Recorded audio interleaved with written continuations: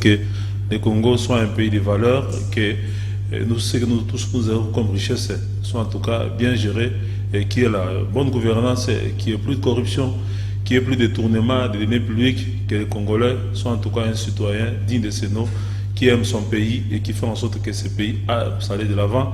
Nous avons sur ce plateau aujourd'hui pour la première fois dans l'école du changement un expert en leadership, un formateur des leaders.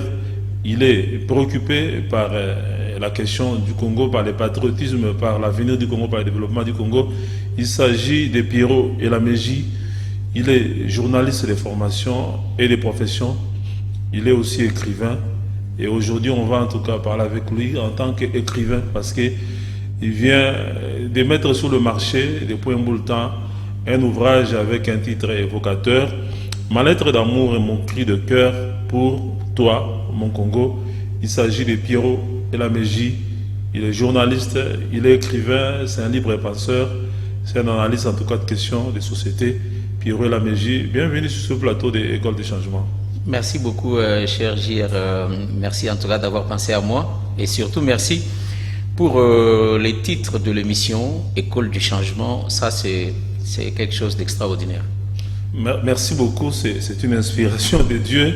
Et je crois qu'avec Adèle, le soutien d'Adèle, avec le soutien de beaucoup d'experts en leadership, nous allons faire en sorte qu'en tout cas, l'École du Changement soit véritablement une école nationale qui forme pour le développement, qui forme pour la bonne gouvernance. Exact. Voilà, nous sommes ici pour votre ouvrage, Ma lettre d'amour et mon cri de cœur pour toi, mon Congo. Pierrot Elameji, dès l'entame, je voudrais quand même savoir qu'est-ce qui vous a motivé de pouvoir en tout cas écrire sur l'amour du Congo, vous qui êtes journaliste, qui a comme boulot de collecter, de traiter et de diffuser les informations, mais vous devenez là un écrivain et vous écrivez sur l'amour du Congo. Merci beaucoup, merci à tous les téléspectateurs qui vont accepter de nous suivre et qui acceptent d'ailleurs d'être branchés sur CCTV pour nous suivre. Et merci aussi à CCTV pour cette opportunité. Alors, ma lettre d'amour et mon cri de cœur pour toi, mon Congo. Je voulais d'abord ouvrir une parenthèse pour dire si on aime quelqu'un, on ne peut pas lui faire du mal. C'est la première chose. C'est-à-dire que l'amour supporte tout, l'amour pardonne, l'amour est au-dessus de toute chose. C'est l'amour qui pousse quelqu'un à faire du bien. Quand on aime quelqu'un, on lui fait du bien. C'est ça. Cela veut dire que mon inspiration pour écrire ma lettre d'amour, c'est venu de notre parcours politique à partir de 1990. C'est vrai que l'histoire politique de la RDC a commencé depuis longtemps, mais je me suis plus inspiré de ce que j'ai vu en 90, quand il y a eu ces discours célèbres du maréchal Mobutu le 24 avril 1990, où on ouvrait les pays, on réouvrait les pays au multipartisme, parce qu'on en avait déjà à la sortie de l'indépendance. On ouvrait les pays au pluralisme politique, syndical, médiatique aussi, parce qu'on n'avait pas d'autres médias, il n'y avait pas de médias indépendants en termes de médias privés. Alors, ces discours avaient suscité beaucoup d'espoir. Nous sommes sortis, je me rappelle, on n'avait pas encore de cravates. Nous étions partis à l'école, on a pris de mouchoirs ou soit des cahiers, on a fabriqué des cravates. On respirait la liberté. Sur toutes les avenues, on disait, voilà, vive la démocratie, vive le changement, et vive les saluts du Congo et le pays va se développer. Mais plusieurs décennies après, je me rends compte qu'on est plus déçu que satisfait, n'est-ce pas, de ces vents que nous avons eus en 90. Et quand j'essaie d'observer, j'ai vu que entre ce que nous disons et ce que nous faisons pour le pays, il y a vraiment un fossé. Alors je me suis dit, mais pourquoi nous le faisons? Pourquoi il y a le désespoir? Pourquoi on ne rencontre pas cet élan d'espoir suscité lors du discours de 90? C'est parce qu'il y a ces mots amour qui manquent dans ce que nous faisons. L'amour du pays et l'amour de ceux qui habitent le pays. Ce qu'on appelle le patriotisme. C'est exactement ça. Cela veut dire que tous les actes que nous posons, c'est pas seulement les politiques, c'est tout le monde, c'est dans tous les domaines. Que ce soit dans les affaires, dans la musique, nous, les journalistes, les écrivains, tout le monde. Les actes que nous posons, il y a un décalage entre ce que nous disons, ce que nous pensons de notre pays et ce que nous faisons. Et le maître mot dans tout ça, c'est le manque d'amour. Parce que si on aime le pays, on ne peut pas lui faire du mal. C'est-à-dire qu'on ne peut pas détourner, on ne peut pas voler, on ne peut pas trafiquer, On ne peut pas être à la base de l'insécurité alors qu'on a le pouvoir de pouvoir sécuriser les gens. C'est ça. Alors, qu'est-ce que je devais faire? Après avoir présenté des émissions, organisé des débats, fait des journaux, observé, voyagé, je me suis dit, j'ai quelque chose en moi, c'est un message que je peux transmettre à la nation congolaise en forme d'une lettre que j'écris. Alors cette lettre, je l'adresse au Congo en tant qu'ensemble, mais à l'intérieur, quand vous lisez la lettre, chacun de nous a une lettre qui s'adresse à lui personnellement. Pourquoi ce titre-là de Ma lettre d'amour et mon cri de cœur? Toi. En fait... Pourquoi pas un autre titre? Vous aurez dû peut-être titrer cela Appel au patriotisme directement. Tout de suite, quand vous avez évoqué l'école du changement, vous avez dit c'est une inspiration. Ma lettre d'amour, c'est vraiment une inspiration. Et mon cri de cœur pour toi, mon Congo, je peux même dire à quelqu'un, je ne sais pas pourquoi je l'ai écrit, mais c'était toute une inspiration qui est arrivée depuis très longtemps. Et les jours où j'ai commencé à écrire ces livres, je l'ai toujours dit dans les émissions, je l'ai écrit pendant 3 jours.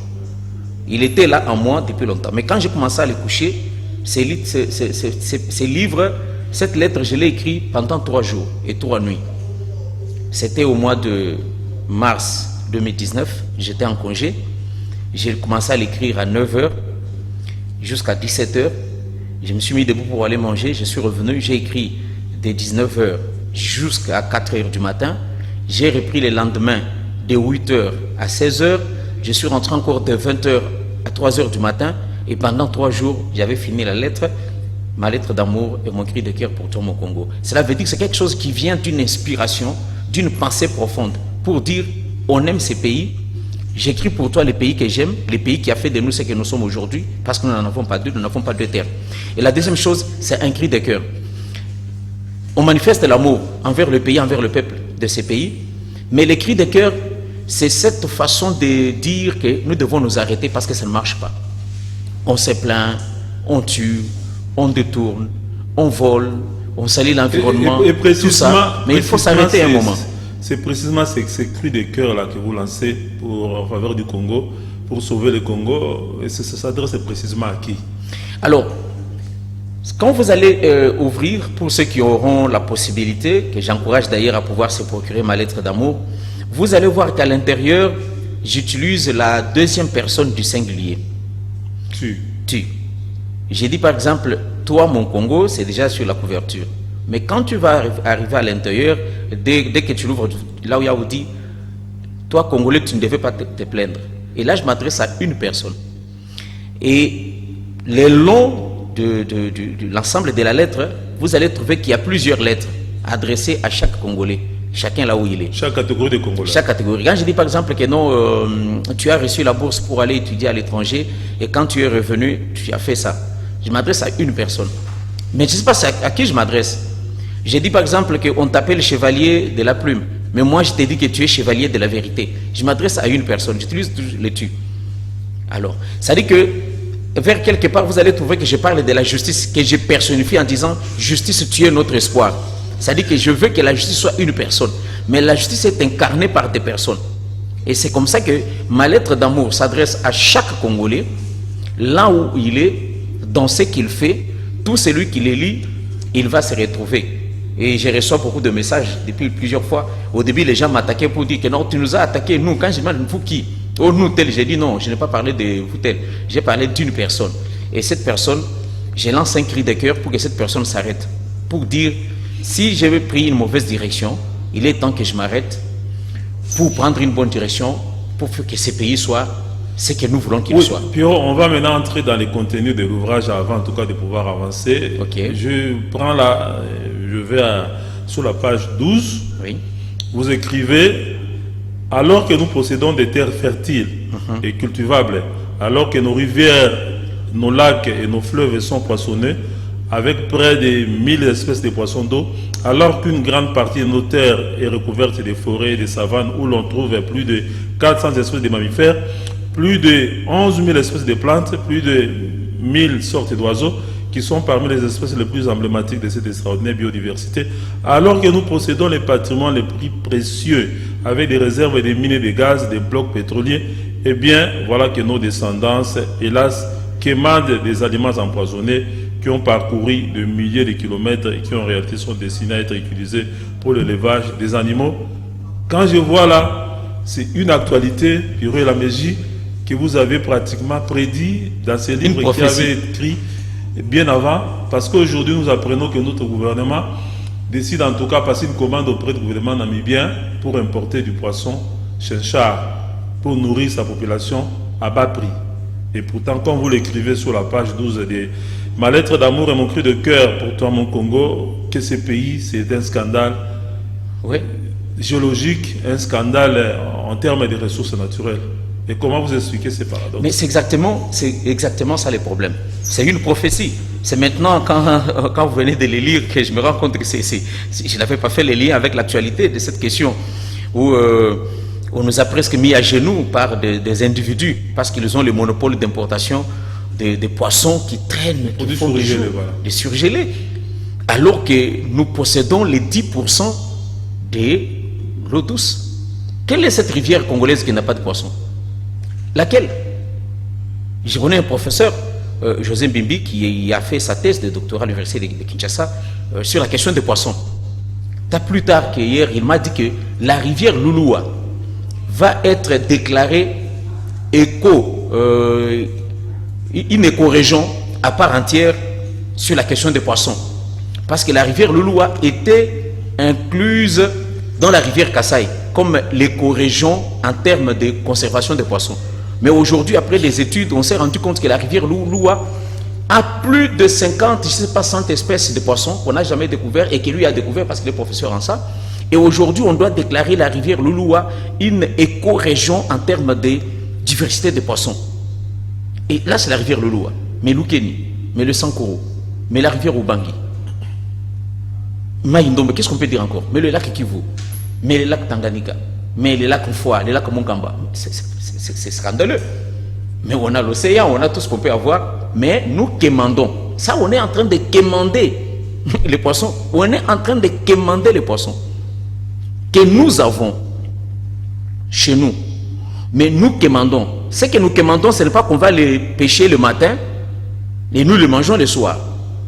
C'est encore mieux. Si c'était qu'un pêcheur va là-bas et il nous amène ça le soir et nous mangeons les poissons frais. Non, ça nous allons quémander les poissons qui vont parcourir des milliers de kilomètres. Je l'ai dit, je ne savais pas qu'un jour on va assister à ce ping-pong entre les importateurs de poissons et le gouvernement congolais, mais je l'ai dit comme une prophétie en disant ce n'est pas normal que nous puissions quémander les aliments que nous avons, que nous pouvons produire nous-mêmes.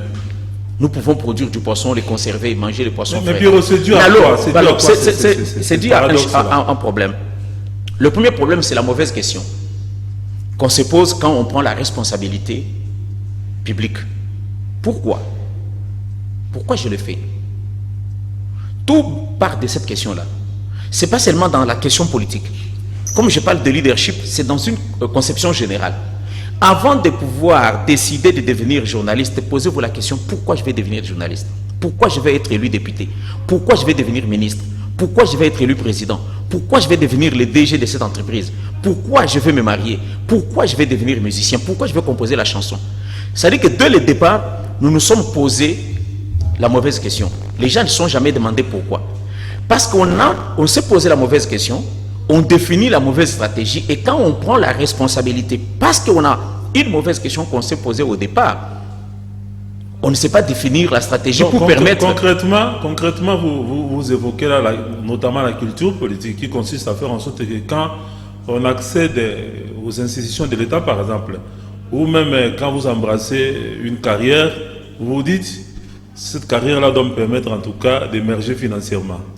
Et de me retrouver, de me servir. Malheureusement, c'est exactement ça. C'est ce qui fait que... Donc le Congo est malade parce que nous manquons de serviteurs. Exactement, c'est parce que nous nous posons les mauvaises questions et nous avons les mauvaises réponses. Le président Mobutu disait, c'est servir, non. Un père égale servir. Ça, c'était un message, mais que nous n'avons pas intériorisé. C'est que toute action, tout ce que nous prenons comme responsabilité, c'est pour servir. Parce qu'on sait que c'est pour servir, on va alors définir les stratégies qui vont nous permettre de servir les autres. Si je deviens ministre, je dois avoir déjà cristallisé en moi l'image de ce que je veux faire demain pour la population. Ça veut dire que ces micros, cette chaîne CCTV a existé dans la pensée d'une personne avant qu'elle devienne physique, n'est-ce pas? C'est qu'avant de devenir ministre ou député, il faut déjà avoir en soi l'image. Pourquoi je vais les devenir? Oh, je vais les devenir pour renverser la tendance, pour permettre à mon peuple de ne plus quémander les poissons surgelés, mais de savoir comment lui produire les poissons. Est-ce que les gens se sont posé cette question-là avant de prendre la responsabilité? Malheureusement, non. Quand on devient maintenant responsable... Pourquoi Pierrot, ça doit perdurer? C'est depuis 60 que nous sommes indépendants. Exactement. Que nous prenons, en tout cas, la gestion de notre pays. Mais pourquoi est-ce que les gens continuent à se poser cette mauvaise question et à avoir des mauvaises réponses? Exactement, c'est parce qu'ils n'ont pas été orientés, ils n'ont pas eu des matériaux sur une nouvelle pensée, une nouvelle manière de penser. Les Belges, vous le savez, quand ils ont formé les gens, quand on sortait de l'indépendance, en principe, ils ne formaient pas les gens qui devaient concevoir la pensée politique congolaise. Il faut qu'on se dise la vérité. Les gens qui ont été formés ont formé les gens qui devaient répondre à leurs besoins. C'est-à-dire qu'ils ont formé des infirmiers qui devaient soigner leurs travailleurs. Ils n'ont pas formé les infirmiers qui allaient soigner toute la population. Ils ont formé des médecins qui allaient soigner les travailleurs dans leurs entreprises, n'est-ce pas? Ils ont formé des comptables pour compter leur argent.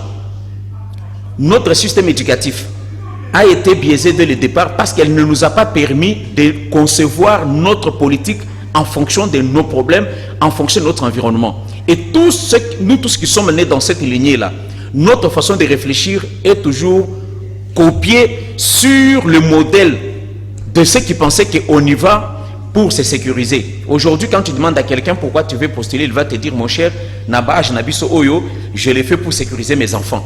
Mais il ne va pas te dire, voilà la pensée que j'ai, voilà la vision que j'ai. Dès que je deviens député, voilà ce que j'ai. C'est pourquoi il y a des gens, ils deviennent des députés, ils deviennent des ministres, mais il va quitter son mandat sans avoir proposé ne fût-ce qu'une seule innovation, même une loi, parce que ça n'a pas existé dans sa pensée. Il faut déjà que la pensée soit déjà cristallisée dans les changements, dans la nouvelle manière de dire que non, voilà, dès que moi j'entre là-bas, voilà ce que je veux faire. Quand moi je suis devenu journaliste, j'ai fixé mes bases et mes valeurs. Je me suis dit, voilà là où je veux aller en tant que journaliste. Et à un certain moment, je vais arrêter le journalisme pour commencer à écrire. Donc tout ça, ça existait avant. C'est cette logique-là de se servir. C'est la pensée. Et de ne pas servir qui fait en sorte qu'on assiste aujourd'hui à beaucoup de détournements, par exemple, des deniers publics. C'est exactement Quand vous le dites ça. aussi dans cet ouvrage, par exemple, vous êtes ressortissant d'une entité bien déterminée. Oui. On vous donne des médicaments pour aller construire un projet, mais vous le détournez pour oui. votre propre compte. Mais c'est parce que les gens ont comme matériaux de base l'égocentrisme. Ils ont tourné leur pensée sur eux-mêmes pour dire, je deviens ministre, je n'ai pas une parcelle, je dois acheter une parcelle. Je deviens député, je dois avoir une belle voiture. Je deviens député, je dois avoir ça. Et il va tout faire pour pouvoir satisfaire ses pensées, pour pouvoir satisfaire ce que la personne est en train de faire. Il va tout faire pour ça. Même s'il faut couper sur le salaire de quelqu'un, il va le faire pourvu qu'il puisse satisfaire à son besoin. Les jours où nous allons tous comprendre, nous tous nous dire pourquoi nous les faisons pour rendre service aux autres. C'est ce jour-là que tout va changer. Quand tu vois l'argent, tu te dis non, stop, je ne prends pas. Parce que ça c'est destiné pour les médicaments. Ça, c'est destiné pour ça. Alors, je vais vous raconter une histoire très rapidement. Derrière les livres, Ma lettre d'amour et d'autres livres que je suis en train d'écrire, il y a ce que je vais lancer bientôt, l'école, le centre de formation en leadership et changement de mentalité. Je commençais à réfléchir comment je dois trouver le moyen pour financer ça. J'ai essayé de voir avec mon petit salaire, ça ne va pas être suffisant pour que je puisse arriver à financer mon projet. J'ai commencé à réfléchir, Vous savez que j'ai croisé les gens qui m'ont dit non, mais tu as un bon projet, donne-moi ton projet, j'amène quelque part, nous allons attraper l'argent, on va nous donner, et puis comme ça, quand on va te donner cet argent, tu vas couper la moitié, nous allons retourner aux autres, tout ça. J'ai dit, mais oui, mais l'opération retour. J'ai dit, mais c'est exactement ça mon problème, c'est ce que je combats, c'est ce que je suis en train d'écrire. Comment tu veux que je fasse ça? Que vous pratiquiez ce que vous combat. Alors, c'est comme ça que je reçois l'inspiration que je peux avoir suffisamment d'argent pour financer mon projet à travers mes écrits. Ces livres, les gens achètent. Et quand chaque personne qui achète ces livres, même $2 qu'ils me donnent, ça entre dans un compte pour opérationnaliser mon école de leadership et changement de mentalité. Alors, j'ai compris que je peux utiliser ma tête pour gagner de l'argent et financer mon projet sans que je demande à quelqu'un d'aller voler pour moi quelque part, de me donner d'une manière détournée. Tu vois ça? Je causais avec un politicien, il y a un acteur politique il y a plusieurs années, passé qui me disaient, non, mais vous, des fois, les journalistes, vous exagérez. Hein? Vous mourrez pauvre comme ça. Les autres gagnent de l'argent, ils ont des belles voitures, et vous mourrez pauvre parce que vous ne voulez pas ouvrir les yeux.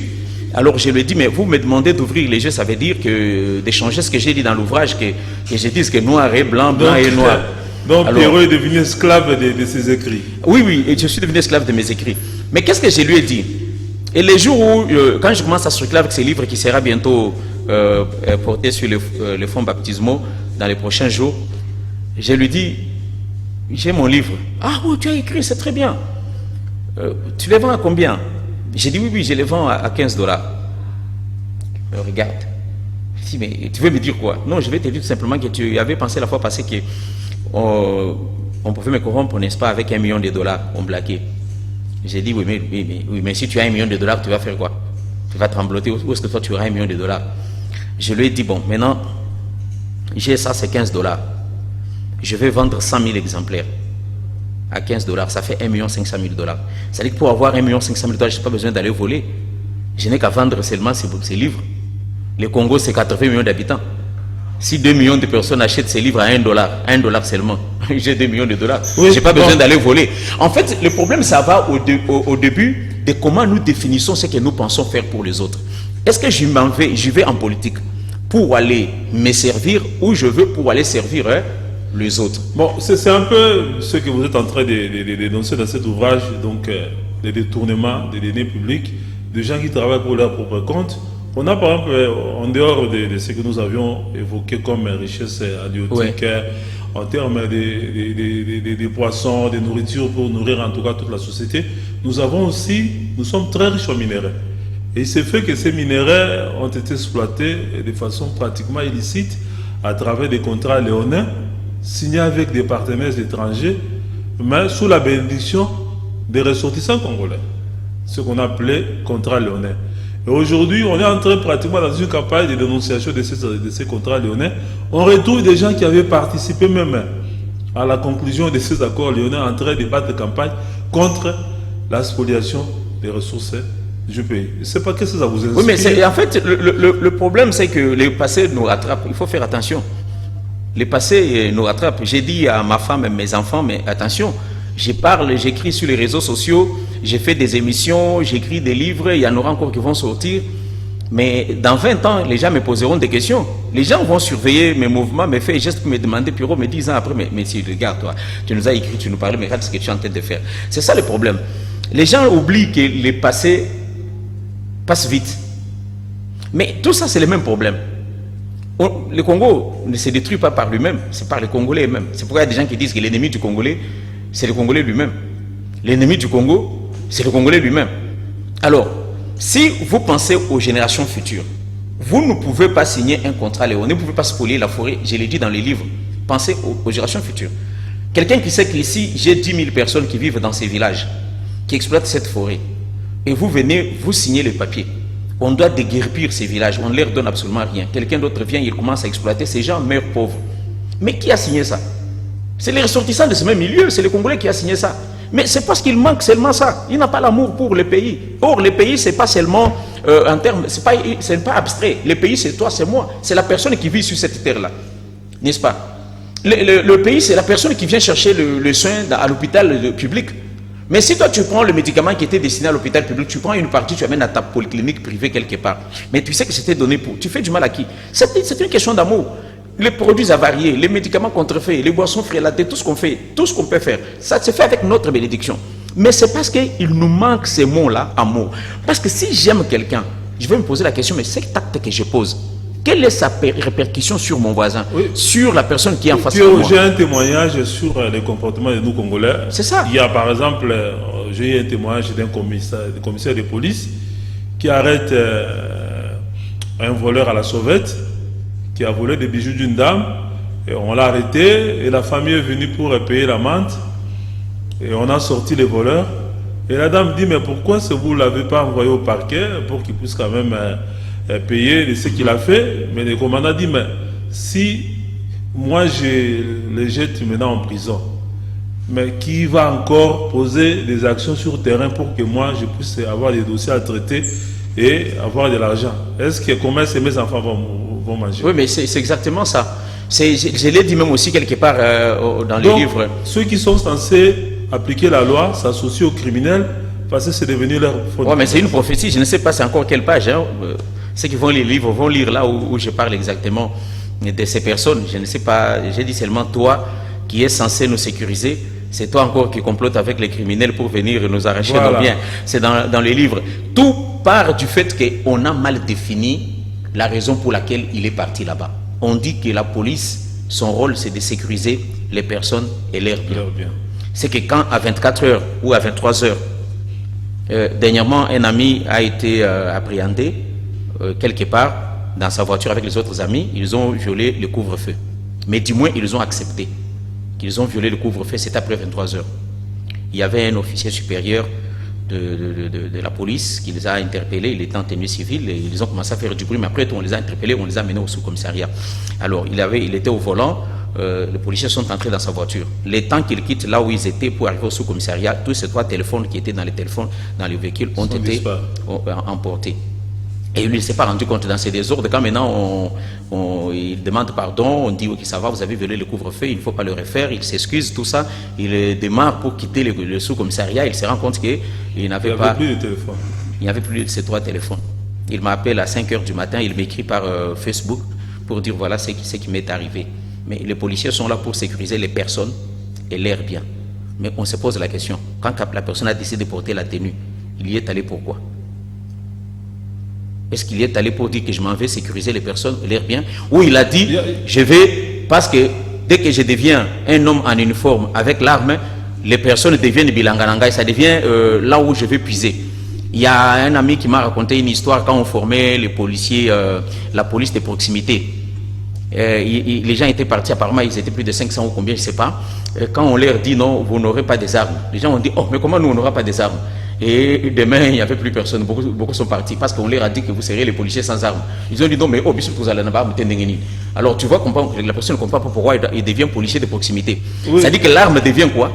Devient un instrument de dissuasion pour lui. Ça dit que quand j'ai l'arme, j'ai le pouvoir. Alors je ne peux pas être un policier sans arme. Alors c'est toujours la question de savoir, mais pourquoi tu veux devenir policier? Mais pourquoi tu entres dans l'armée? Mais pourquoi tu deviens journaliste? C'est ça la question. Maintenant, si la personne répond à cette question-là correctement, en disant je veux devenir pour servir les autres et améliorer les conditions de vie des autres. Et cette personne, dès qu'il prend la chaise du commandement, il va être conduit par les mobiles pour lesquels il avait défini pourquoi il est devenu ça. Mais si la personne définit mal la réponse à cette question-là, pourquoi? Il dit, c'est pour que j'ai les moyens de gagner de l'argent. Tout est biaisé. Et tout ce qu'il va faire, c'est pour gagner de l'argent. Même s'il faut corrompre pour qu'il soit là, il va être là pour gagner de l'argent. Même s'il faut trafiquer le résultat des élections pour qu'il soit encore réélu député, il va le faire pourvu qu'il soit là parce que c'est ce qui lui permet de gagner de l'argent. Oui, nous sommes avec Pierrot Elameji, journaliste libre et penseur, formateur, expert en leadership. Il est l'auteur de l'ouvrage « Ma lettre d'amour et mon cri de cœur pour toi, mon Congo ». C'est un appel en tout cas au patriotisme. Avec lui, nous sommes pratiquement en train d'arriver vers la fin de l'émission Pierrot Elameji. Je ne sais pas qu'est-ce qui doit être fait, parce que vous avez fait le diagnostic, plus de 60 ans après, donc nous avons en tout cas échoué. Nous sommes en train de descendre aux enfers. Au lieu de progresser, au lieu d'émerger, nous sommes en train de régresser. Qu'est-ce qui doit être fait pour que nous puissions remonter la pente en termes de changement de mentalité, en termes de changement de gouvernance, et pour que ce pays enfin puisse décoller et que nos richesses puissent profiter aux Congolais et que nous soyons aussi puissants, aussi riches que nous le sommes potentiellement. Je pense qu'il y a déjà beaucoup d'efforts que nous avons fournis, au-delà de toutes nos plaintes, tous nos pleurs. Il y a quand même beaucoup d'efforts que nous avons fournis parce que nous sommes arrivés quelque part. Est-ce que ce que nous sommes et ce que nous faisons, c'est ce que nous devions être? Ça, je dis non. Nous devions être plus que ça. Plus que ce que nous sommes. Nous devions gagner plus que ce que nous gagnons. Nous devions avoir des villes bien construites plus que ce que nous sommes aujourd'hui, à cause de notre potentialité. Mais maintenant, je définis la stratégie en termes de 4 créneaux, 4 voies par lesquelles nous devons passer pour avoir de nouvelles personnes, pour exactement arriver au changement. Mais avant d'y arriver, c'est d'abord une question de valeurs individuelles. Parce que le problème avec nous les Congolais, c'est que nous attendons que l'autre change. Moi, je veux que les politiciens changent. Les politiciens, lui, veut que le peuple change. Les chauffeurs, il veut que les policiers changent. Quand tu vois les policiers, ils se plaignent que les chauffeurs ne veulent pas changer. C'est-à-dire qu'en principe, nous attendons que les autres changent. Non, mais le changement doit d'abord commencer par moi en tant qu'individu. Individuellement, là où je suis, là où je travaille. Comment je me comporte, qu'est-ce que je fais? Parce que c'est quand moi je change que l'autre aussi va changer. C'est la première chose. Mais ce changement doit passer par un nouveau discours. N'est-ce pas? Pas un discours platonique, pas un discours dérisoire, non. Un discours avec des actes concrets. Ce discours doit être transmis à travers 4 créneaux. Le premier créneau, je parle de l'école. Le changement de mentalité, qui est le mot-clé, doit passer par une codification du message à travers l'école. Quand un enfant commence à l'école maternelle, il apprend le changement de mentalité. Quand il va à l'école primaire, il trouve un programme sur le changement de mentalité cohérent, le même discours dans tout notre système éducatif, à partir de l'école maternelle jusqu'à l'université. On a aussi des éducateurs, des enseignants, des moniteurs, modèles aussi. Exactement, mais ça va commencer par d'abord un programme conçu au niveau du gouvernement. Il y a par exemple l'agence pour le changement, la coordination du changement de mentalité, qui se met ensemble avec le ministère de l'enseignement primaire, enseignement technique, université. On élabore notre vademecum sur les changements de mentalité. Quelles sont les valeurs que nous devons transmettre dans notre société? On les définit dans le système éducatif. Pas notre cours d'éducation civile et morale qui a perdu complètement le pouvoir d'amener le changement. On conçoit un message codifié. Ces messages, on les répartit en fonction des degrés.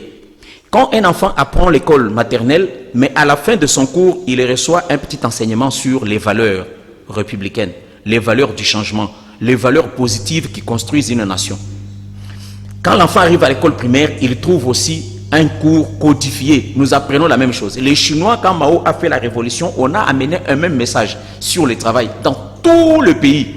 Ils sont devenus puissants comme ça. Il n'y avait pas de message différent. Celui-ci raconte son histoire, celui-ci raconte son histoire. Non, l'école transmet ces valeurs-là.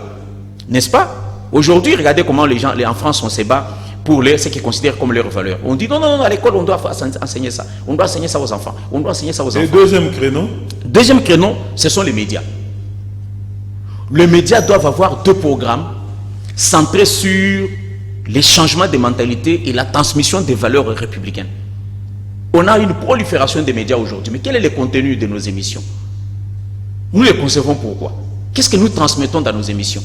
Les feuilletons, là, les théâtres qu'on nous présente dans nos chaînes de télévision, ils ont quelle valeur? N'est-ce pas? Les médias doivent être des canaux par lesquels transmettre le message sur des valeurs du changement, les valeurs de la gestion républicaine. Mais regardez des fois nos débats politiques que nous tenons sur nos chaînes de télévision. Tu peux regarder un débat du début à la fin, il n'y a rien. On va s'insulter, on va raconter la vie privée des uns et des autres, s'insulter. À la fin de tout, on crie, on transpire. Mais qu'est-ce que nous avons transmis à travers ces débats comme valeur à ceux qui nous regardent à la cité? Le troisième créneau, ce sont les confessions religieuses. Je ne dis pas que l'État doit imposer une prédication. L'Église. Mais on peut extrapoler en parlant des confessions religieuses. Comment vous imaginez, vous pouvez expliquer ça, cher JR? Nous sommes un pays à plus de 85% chrétiens. Mais on se plaint que nous sommes dans les top 10 des pays les plus corrompus. Mais comment un pays qui produit beaucoup de chrétiens peut être aussi parmi les pays les plus corrompus? Qui sont les corrupteurs? Qui sont les corrompus? On les recrute où? Chez les féticheurs? Non, mais c'est nous les chrétiens, nous qui partons à l'église. C'est-à-dire que je sais que j'ai falsifié la date de péremption des médicaments dans ma pharmacie, mais dimanche, je suis à l'église. N'est-ce pas? Je sais que c'est moi qui ai ajouté la liste d'effectifs dans un service, mais dimanche, je suis à l'église. Je sais que c'est moi, magistrat, j'ai libéré la personne qui devait être en prison et j'ai condamné celle qui devait être libérée. Mais on m'a donné l'argent. Mais je suis où le dimanche? Je suis à l'église. L'église devait être la pépinière des hommes honnêtes. L'église devait produire des citoyens modèles et honnêtes. Et ça, c'est la responsabilité des responsables des confessions religieuses. Ils doivent s'engager à dire, non seulement nous prêchons, mais nous devons être sûrs que les citoyens qui sortent de nos églises doivent être des citoyens modèles. Et le quatrième, l'école, c'est la famille. Alors maintenant, imagine-toi, l'enfant arrive à l'école, on lui parle sur la corruption, on lui parle sur soigner son environnement, on lui parle sur les valeurs positives. Ça, c'était à l'école. L'enfant revient à la maison. Quand on met la télé, il tombe sur un programme où on lui dit ce qu'on lui avait dit à l'école. Quand l'enfant va à l'église, le pasteur prêche, à la fin, il amène un message d'honnêteté, un message des valeurs positives. Et les parents disent la même chose aux enfants. Ces 4 créneaux, sur une génération, un message repris et codifié va venir remplacer tous les matériaux négatifs que nous avons accumulés. Vous avez aussi oublié la justice et puis la magie pour finir. Alors maintenant pour chuter, merci de me l'avoir rappelé. D'ailleurs, c'est ce qui va chuter à la fin, avant la fin du livre, là où je parle de l'amour, je parle de la justice. La justice, j'ai fait une poésie sur la justice. J'aime bien écrire un peu comme un peu de poésie. C'est là où j'ai vanté la justice. J'ai dit ceci dans ce petit livre. J'ai dit, la justice, c'est toi le socle. C'est toi qui viendras nous sauver. C'est toi qui es comme le renfort d'une voiture ensablée. J'ai inventé une poésie pour montrer que la justice, c'est la force. Élève une nation. Mais je suis allé plus loin en lisant dans la Bible Tob, les livres de Siracide. Siracide dit, attention, l'or corrompt même le cœur des plus justes. Vous voyez, n'est-ce pas? Il dit, attention, l'or corrompt même le cœur des plus justes. Ça, il met en garde la justice, les magistrats, les juges, les avocats, pour leur dire, attention, on compte sur vous, mais attention, l'or peut vous corrompre. Et pour terminer cette partie, si vous lisez la Bible, c'est Paul qui dit que les magistrats sont les serviteurs de Dieu. Est-ce que les magistrats savent qu'ils sont serviteurs de Dieu comme des apôtres, comme des évêques, comme des anciens, des diacres? Est-ce qu'ils le savent? Parce que la Bible dit que les magistrats sont des serviteurs de Dieu. Quand on considère le pasteur, là, on devait aussi considérer les magistrats comme ça. Il est un serviteur de Dieu. Pourquoi? Et le juge. Parce que nous disons que c'est Dieu qui est le juste juge, n'est-ce pas? Mais Dieu prend une partie de son pouvoir. Il donne à quelqu'un qu'on appelle juge, magistrat. Et ça, c'est extraordinaire. Ils ont une partie du pouvoir de Dieu. Parce que c'est Dieu qui rend justice, n'est-ce pas? Mais Dieu dit, je ne peux pas descendre tous les jours, venir à Kalamo, à Djili, pour venir rendre justice. Toi, JR, tu es devenu juge, je prends une partie de mon pouvoir, je te donne, pour que tu puisses rendre justice aux humains comme toi. C'est que les magistrats et les juges ont un pouvoir reçu directement de Dieu, au-delà de notre constitution. Mais ils ont un pouvoir reçu de Dieu, parce que la Bible les reconnaît comme des serviteurs de Dieu, avec le pouvoir reçu de Dieu de rendre la justice. Est-ce qu'on est conscient de ça? Vous voyez? Alors, c'est l'ensemble de tout ça, accompagné, comme je l'ai dit, accompagné par la justice, que nous pouvons faire du Congo un pays extraordinaire. À la fin, j'ajoute l'amour. Dans tout ça, dans l'amour. Parce que si un magistrat a l'amour, il ne peut pas prendre l'argent de quelqu'un pour libérer un criminel ou prendre l'argent pour condamner la personne. Merci beaucoup, Pierrot Laméji. Donc, vous nous avez entretenu sur votre ouvrage Ma lettre d'amour et mon cri de cœur pour toi, mon Congo. Et je ne sais pas si les gens doivent en tout cas retrouver cet ouvrage-là. C'est où? Et d'abord, avant de... très rapidement, parce que très rapidement, je fixe rendez-vous à tous ceux qui sont à Kinshasa de venir à Africana Palace sur Willery, croisement Willery-Kekwit, le 16 octobre. Le samedi 16 octobre de 10h à 12h, c'est là où nous allons procéder à la présentation de ces livres et nous allons aussi procéder à son vernissage. Quand les gens viendront ces jours-là, ils voudront l'acheter. Mais ceux qui ont besoin de l'acheter maintenant, s'ils ont besoin de commander les livres maintenant, ils peuvent nous contacter par WhatsApp au 081 122 68 55. 081 122 68 55 par WhatsApp ou bien au 082 203 41 12. 082 203 41 12. Ces deux numéros de téléphone, si vous nous appelez, vous avez la possibilité d'avoir ces livres. Mais venez à Africana Palace le 16 octobre, le samedi, de 10h à 12h. Entrée libre, on ne demande pas l'argent. Vous allez venir parce qu'il y aura la présentation du livre et vous pouvez l'avoir ces jours-là parce qu'il y aura une vente promotionnelle. Et après, nous allons donner maintenant les adresses de points de vente où les gens peuvent retrouver les livres à Kinshasa, même dans les provinces. Merci beaucoup, Pierrot Laméji, journaliste et auteur de l'ouvrage Ma lettre d'amour et mon cri de cœur pour toi, mon Congo. Vous prenez en tout cas rendez-vous avec vos lecteurs le 16 octobre prochain à Africana Palace, c'est de 10h à 12h l'entrée et libre. Et c'est par ici en tout cas que se termine ce numéro du magazine École du Changement. Et nous avions, en tout cas avec Bureau Laméji, fait un appel au patriotisme, à l'amour pour le Congo, que le Congolais doit en tout cas avoir pour quitter les stades de sous-développement de la descente aux enfers.